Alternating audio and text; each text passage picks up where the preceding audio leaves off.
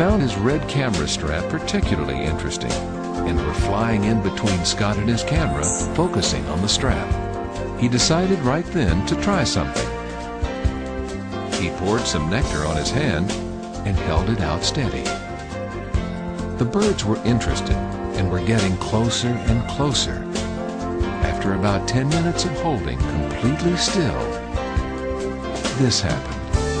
So light that Scott could hardly feel the sharp little claws, the hummingbird trusted Scott with his life in exchange for a little food. A breathtaking experience, he was able to feed a couple of different birds that evening. But the light was getting low, and the birds were getting scarce. Rufus also decided to call it a night. Later in the coming weeks, Scott, Amber, and Molly, as well as his daughters, tried different approaches to getting the birds to eat out of their hands. They were richly rewarded by the little birds, whose song and wing flutter were quite loud against the stillness of the Alaskan air.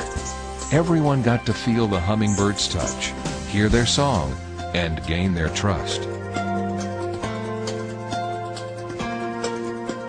Scott set up the cameras many times that summer, and one day, when the birds were particularly hungry, he captured a picture that had people exclaiming that it took their breath away.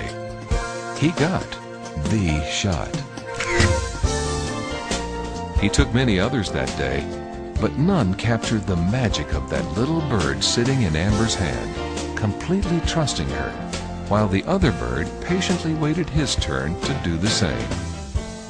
Later that summer, the birds started their migration back to Mexico with their families in tow, completing another migration that has occurred for thousands of years. With their long journey, they bring us closer together, sharing experiences with one another that will never be forgotten. That truly is the blessing of Alaska. The memories it gives freely without asking for anything other than for you to leave the stress of life behind and settle into the wide open expanses and absorb the captivating wildlife. Alaska truly is the last frontier.